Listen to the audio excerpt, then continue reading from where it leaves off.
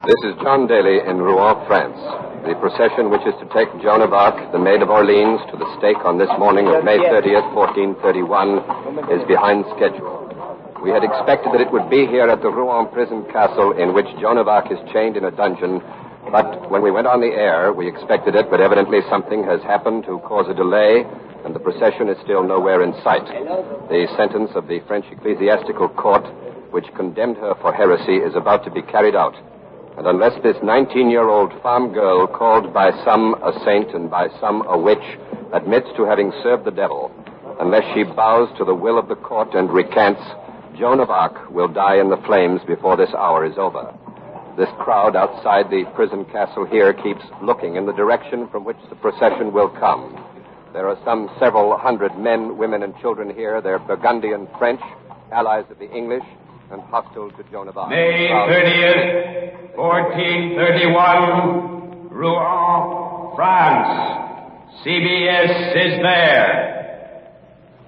Joan of Arc faces the stake. The Maid of Orleans can renounce her visions and live, or hold to her faith and die. CBS takes you back 517 years to the day in the Middle Ages that changed the course of French history. All things are as they were then, except for one thing. CBS is there. CBS is there, produced and directed by Robert Louis Cheon, is based on authentic historical fact and quotation. And now, May 30th, 1431, the prison castle at Rouen and John Daly. It's a beautiful spring day, a day hard to reconcile with the grim event that is about to take place, if it takes place. The burning of Joan will be at the old market square here in Rouen, a short distance away from this prison. When the procession arrives, the authorities will make one more effort to break Joan's will.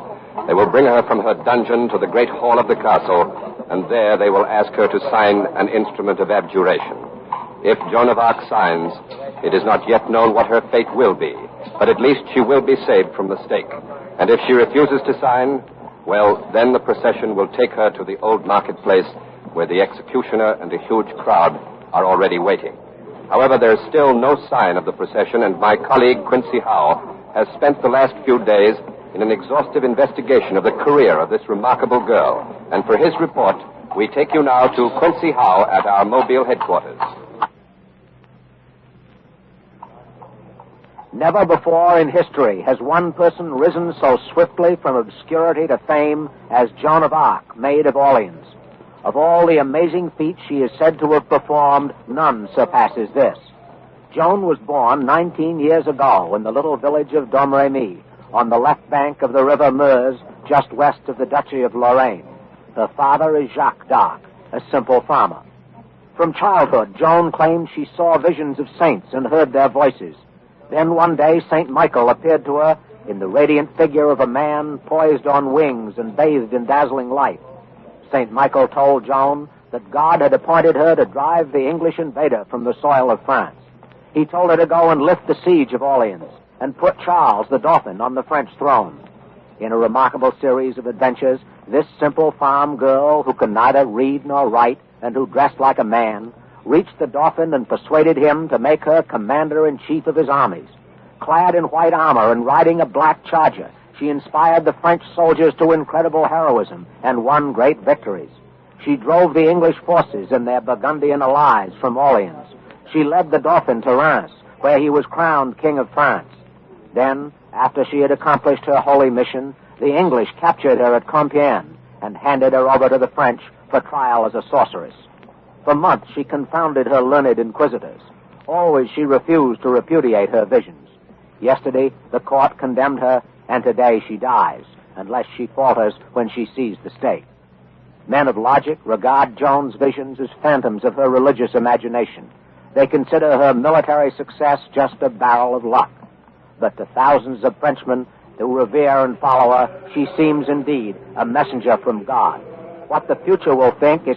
just a moment. Here comes the procession back to John Daly. Solemn march to the prison castle. The procession is led by a delegation of high churchmen, followed by black-robed Dominican monks chanting a litany. There are also English men-at-arms on horseback and an empty tumbril. The castle drawbridge is coming down. Perhaps you can hear the rattle of its chains in the background. At the head of the procession, His Lordship Pierre Cochon, the Bishop of Beauvais, and Chief Judge at Joan of Arc's trial. Beside him, the Earl of Warwick, who in the absence of the Duke of Bedford, is the Commander-in-Chief of the English forces occupying Rouen. The drawbridge is down. The Bishop of Beauvais and the Earl of Warwick have stopped here to talk with the captain of the castle guard. The monks are passing on over the drawbridge into the great hall of the castle, where Joan of Arc will be given her final chance to abjure. I've interviewed both Pierre Cochon and the Earl of Warwick before during Joan's trial. Pierre Cochon speaks English, and, sir, here's a question I've not asked you before.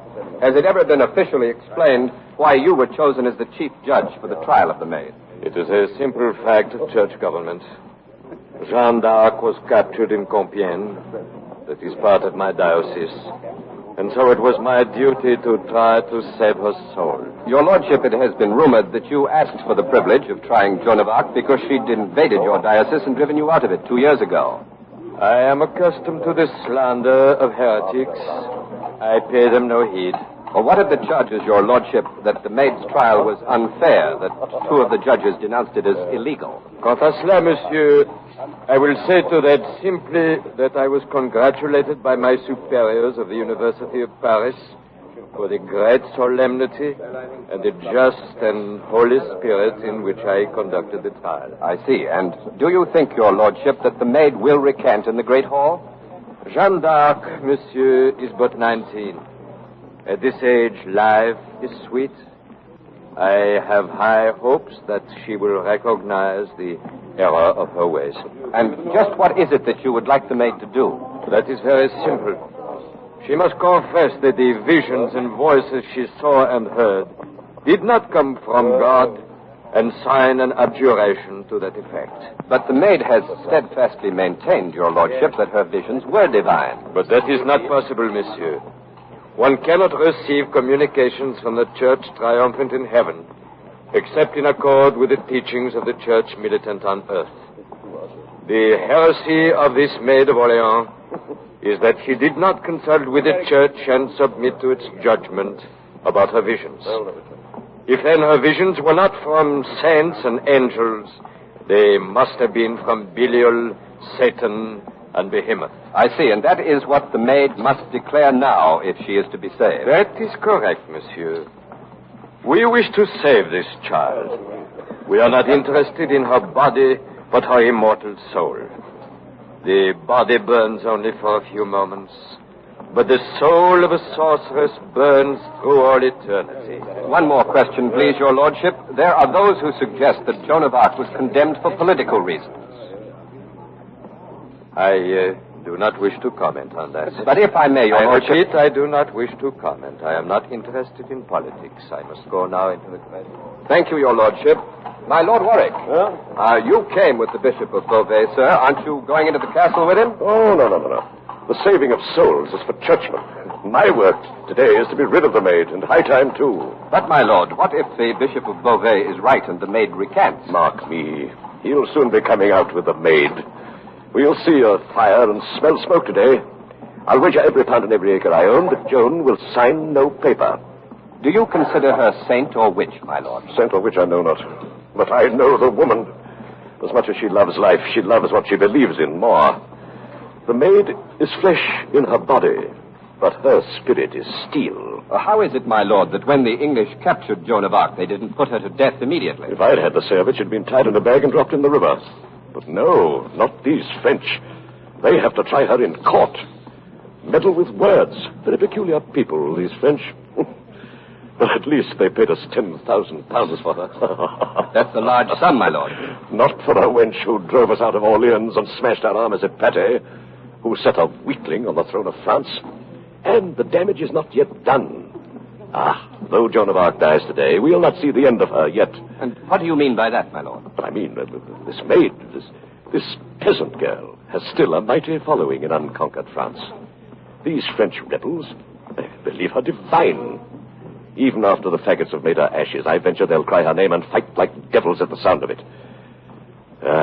we'll be hard put to hold whatever soil we've already won. And is that why you've given orders to have the maid's ashes thrown into the River Seine, my lord?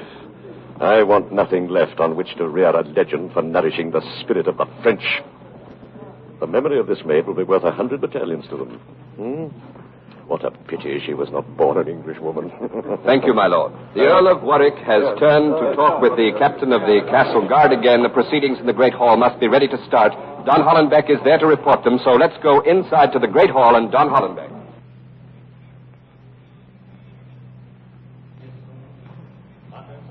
Joan of Arc has not been brought from her dungeon yet, but everything appears in readiness. The Bishop of Beauvais is seated at a great table in the center of the hall, surrounded by dignitaries. His face is impassive, stern by the flickering light of the many torches that stuck on the walls and held by the assembled monks. Those torches throw shadows on the walls and on the ceiling of this. Joan is entering the great hall. She is in chains. Her wrists and ankles are manacled. She's wearing women's clothes, a loose gray robe and hood. That's unusual. Joan has always worn men's clothes. It may be a sign that she'll recant. Father Martin Ladbeny, her confessor, is by her side. Joan has reached the table now where Cauchon is sitting. The great hall is silent except for the bishop who is speaking to a priest. Joan is a sturdy girl. She's not beautiful, but there's a winning quality about her, simple and direct, the strength of conviction and inner certainty. She's pale. She shows the strain of 5 months of prison and ceaseless questioning at all hours of the day or night. Her face is calm, almost enigmatic. Pierre Cauchon is speaking. Moi que l'on appelle la pucelle d'Orléans, écoute bien ceci. Maître Hérard donnait lecture de l'acte d'abjuration. The Bishop of Beauvais has asked Joan to listen to the oath of abjuration, which will be read to her now by Maître Hérard, canon of Rouen. Communément appelé la pucelle, m'avoue coupable du péché de sédition, du péché de désobéissance, du péché d'orgueil, du péché d'hérésie. Je renonce maintenant à tous ces péchés, les abjure et les abandonne, en foi de quoi je signe de mon nom cet acte d'abjuration. Maître Hérard has finished reading the abjuration oath and the confession that Joan has signed and is willing to recant. Now Cauchon speaking. Dans son infinie charité et dans son désir de sauver ton âme, t'offre cette dernière occasion. Que choisis-tu, l'acte ou le bûcher? Cauchon gives her a last chance, the oath of the stake, and now Joan. Viens d'en haut, pas d'en bas. Je ne les régnerai pas. Joan has refused to sign the oath. The judges are all shouting at once, urging her to sign, to live. Mes pères, mes compères, je vous en prie, ne parlez pas tous à la fois. Vous pourriez vous embrouiller. Joan has cried out, please, good fathers, please, do not all speak at once. You are liable to confuse yourselves. Cauchon speaking again. Refuse encore, Jeanne. Je refuse. Tu changeras bien d'avis lorsque tu monteras sur le bûcher et qu'on te liera au poteau. Qu'on l'emmène. Cauchon has ordered Joan to be taken from the hall. He said she would yet change her mind when she mounted the scaffold. The monks have begun their chant for the dying. The Bishop of Beauvais and the judges have risen. They are walking out of the great hall. Joan is being led after them. Her refusal to sign the oath of abjuration was quiet but unequivocal. She did not seem to waver for a moment. It seemed as if all her mental torture, her long months of struggle and doubt are over at last, and that she is now finally and ultimately resigned to die rather than renounce her blessed saints and angels. However, she has yet to face the terrible ordeal of the stake in the old marketplace. There is still time for her to change her mind and save herself. The procession has passed out of the doors of this great stone hall now, so over to John Daly. The crowd here has caught sight of the Maid of Orleans. There are some cries of burn the witch, let her burn, but for the most part the people stand looking at Joan in dumb fascination. The procession has just crossed the drawbridge. The maid is standing, still chained before the empty cart, which is to carry her to the old marketplace. Pierre Cochon has raised his hand. The crowd stops its shouting, is almost silent now. The monks keep chanting, however. The bishop has taken a paper mitre from an attendant and placed it on Joan of Arc's head. There are 4 words inscribed upon that mitre. I can see them clearly. The words are heretic, relapsed, apostate, idolatrous. Now the bishop has motioned to the English men-at-arms. Ecclesiastical officials are thus releasing the maid and turning her over to secular power. The church has only acted as judge. It will not act as executioner. 2 English soldiers are lifting the maid into the cart. The crowd pushes forward. He keeps muttering the words inscribed on that paper mitre. Lord Warwick waves the procession forward, and the cart begins to move, the crowd moving with it. The Maid of Orleans leans against the side of the cart, slowly raises her head, and looks down on this crowd. She seems to pity them, not to condemn. Her lips are moving, evidently in prayer. The cart and the procession are moving away, and in a few moments they'll be at the old marketplace where the stake and the executioner are waiting. Ken Roberts is at the old marketplace, so come in, Ken Roberts.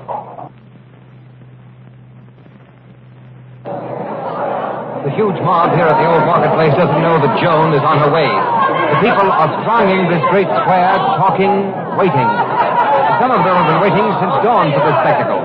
For to most of the Burgundian French here, this is a kind of show, a kind of circus. They've come to see Joan burn, and they want to see her burn. I'm standing at the foot of the scaffold itself. It's really a double scaffold on 2 levels or platforms, one higher than the other. The executioner and his attendants stand on the lower platform, and the upper one has the stake and the faggots. To the right of this double scaffold, there is another raised platform reserved to the authorities. The space immediately around the scaffold is guarded by English men-of-arms, keeping the crowd at a distance. From my vantage point, I can see the entire sweep of this vast throng. People choke the square itself and the streets leading into it. People everywhere on rooftops and at windows. It's a huge mob, a vast mob. And here is one of the French women that is part of it, come to see Joan of Arc burn today. I'm going to ask her whether she thinks Joan may cheat her out of a burning today by recanting. Pardon, madame. Pensez-vous que Jeanne sera brûlée? Oh, j'espère bien qu'elle va brûler. J'ai pas l'intention d'être venue Pont-l'Évêque pour rien voir. Joan had better burn, she says. She's not come all the way from Pont-l'Évêque, that's about 50 miles west of Rouen, to have her holiday ruined. Oui, il y a un homme qui m'a offert 10 sols d'argent pour ma place près du bûcher. A man offered her 10 francs for her place here. Alors? Alors, je lui ai craché à la figure. She spit in the man's face, she said. Oui, je suis venue tôt pour avoir une bonne place. Et ton fou, on ne me larguera pas. Merci. She came early, she says, and she won't be cheated. On ne me larguera pas. Merci, madame. Now here's one of the English guards around the scaffold. Soldier, Joan of Arc is on her way here now.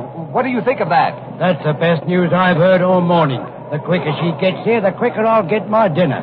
Well, aren't you more interested in what's going to happen to this girl than you are in your dinner? Do you think she'll weaken and recant? No matter to me one way or the other, as long as I get something to eat and a draught of ale. This French dust parches my throat something awful, it does. Thank you, soldier. Now, here's the chief executioner himself, also an Englishman. His name is Geoffrey Ferrage. I've spoken with him before. He wears the familiar black robe and hood of his calling. Master Ferrage, how do you feel about putting Joan of Arc to the stake? Feel? I have no feeling. It is a matter of business. Aren't you reluctant about it? I can't afford such sentiments. If the maid burns, I'm paying. If she doesn't, I'm not. Thank you, Master Ferrage. Now, here's a gentleman near the scaffold who looks like a scholar of some sort. He seems to be neither English nor French. I beg your pardon, sir. Do you speak English? I speak many languages, signore. Would you tell us your name, please? I am Alfredo Firenze.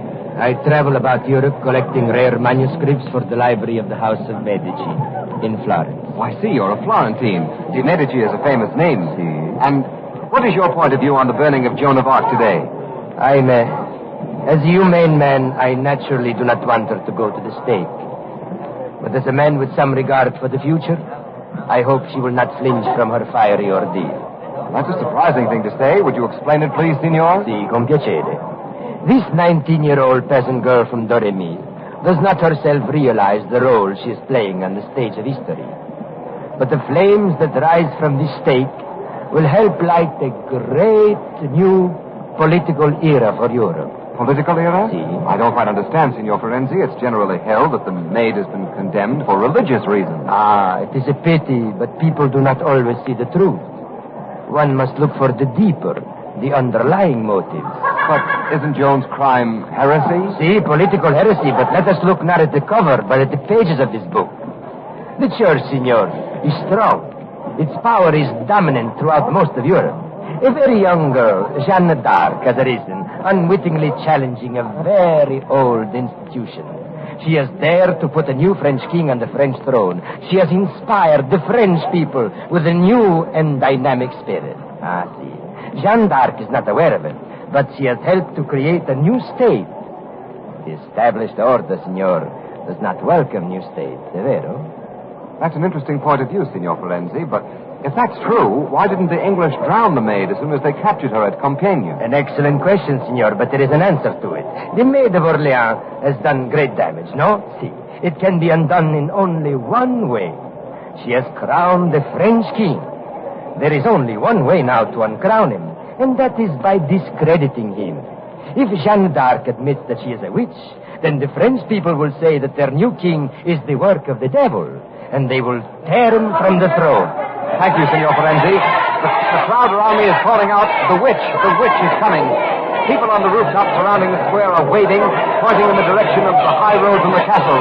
It must be, yes, it's the procession. I can see it now, moving through a lane cleared by the English men-at-arms. Tension is spreading through the crowd. It's tightening around the very scaffold itself. People all around me are muttering as if half afraid of the maid's supernatural powers. It's the witch is coming. I've seen many crowds before, but I've never seen one as fearful and bloodthirsty as this. The burning of heretics is quite customary these days in Europe. Other women have burned before. But this Burgundian mob seems strangely both afraid and yet eager to hear the crackling of the flames. And here is the procession now. It's entering the square. John Daly has come up with the procession in our mobile unit, and he will go to our booth opposite the scaffold and the cart which is just arriving carrying Joan. In a moment, we'll switch to Daly. The monks, still chanting, are taking their places on the upper platform. The crowd is silent. Let's listen.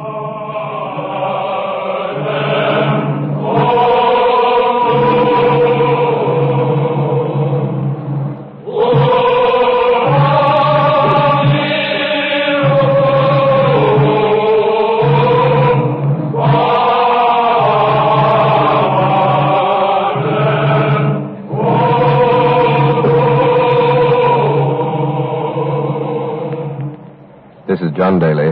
At a signal from the Bishop of Beauvais, the monks have stopped their chanting. The cart is now directly before the scaffold. Joan, as she is lifted from the cart, keeps looking at the scaffold. Her eyes seem fascinated by it, but she utters no cry, although her lips are still moving. She is still praying.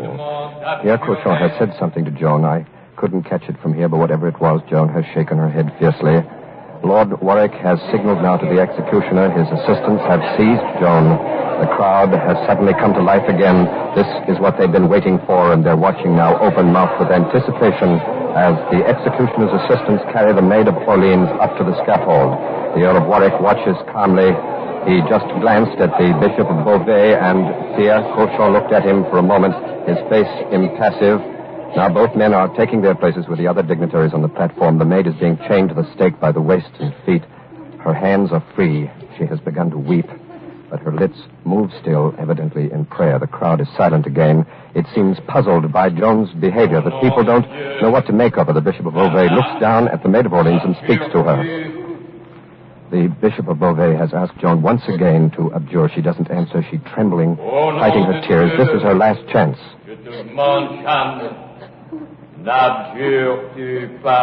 And again, Pierre Cochon has asked, do you abjure, Joan? She raises her head and this time speaks. Et maintenant, je vais la retrouver. Ce soir, je serai enfin libre. And once again, finally, she has refused to recant. It was God who sent me, she cried. And now I am going back to him. Tonight, I shall be in paradise. Cochon raises his hand again. The crowd falls silent. Nous te retranchons. Nous te déclarons, Cochon is reading the official accusation. D'être sorcière, blasphématrice, de te mêler de magie, de te I have a copy of the official accusation in English. Here is the text, quote, Joan of Arc, we reject you, we cut you off, we abandon you to the fire and the flame. We name you these, we accuse you of these, we condemn you of these. Joan of Arc, sorceress, blasphemer, dabbler in magic, pseudo-prophetess, invoker of demons, superstitious, thinking evil of faith, schismatic, sacrilegious, idolatrous, apostate, profane, disturber of the peace, cruelly athirst for human blood, scandalous, seditious, indecent, immodest.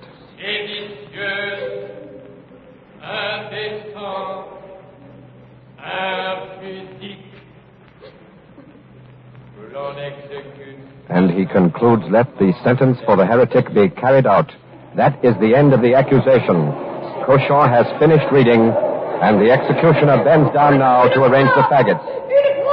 Joan of Arc has cried out, give me a cross, give me a cross. The crowd is absolutely silent. No one moves. Only the executioner calmly proceeds with his work. And again Joan cries out for a cross. For the love of God, a cross. A murmur sweeps the crowd, and it's an hysterical murmur. The mood of this mass of spectators seems to have suddenly changed. For only a moment ago, they were crying out almost fiendishly, burn, witch, burn. An English guard has rushed up to the scaffold and handed Joan a cross. It's a rough wooden cross, seems to have been made hastily from 2 sticks. Joan of Arc grasps it, raises it to her lips, and now hugs it to her breast. Her eyes are raised to heaven. She's no longer weeping. She's ecstatic. And the man has just cried out in terror. The man has just cried out in terror, God help us, we are burning a saint. The crowd has now completely changed. The people are screaming and shouting, stop, stop, don't let her burn. Many have thrown themselves on the ground, are weeping and praying, and even some of the men who condemned her are weeping and praying. But the executioner has put the flame to his torch, and now he is bending and lighting the faggot. The crowd has reacted in one great convulsive protest, and for a moment they're quiet, and then they begin to shout their fear that they have made a catastrophic mistake. They're overcome with guilt and with horror. Too late have revolted against the bloodlust that brought them here. May 30th, 1431, Rouen, France. Joan of Arc is burned at the stake, but her memory is enshrined in the nation she helped create. 478 years later, Joan of Arc was proclaimed by apostolic brief the victim of expiation for the ransom of France. In 1920, Joan of Arc was canonized. The death of Joan of Arc was another broadcast in the series CBS Is There, produced and directed by Robert Louis Cheon. The death of Joan of Arc was written by Max Ehrlich and Robert Louis Cheon. Next week, April 22nd, 1889, the Oklahoma Land Run. CBS Is There. This is CBS, the Columbia Broadcasting System.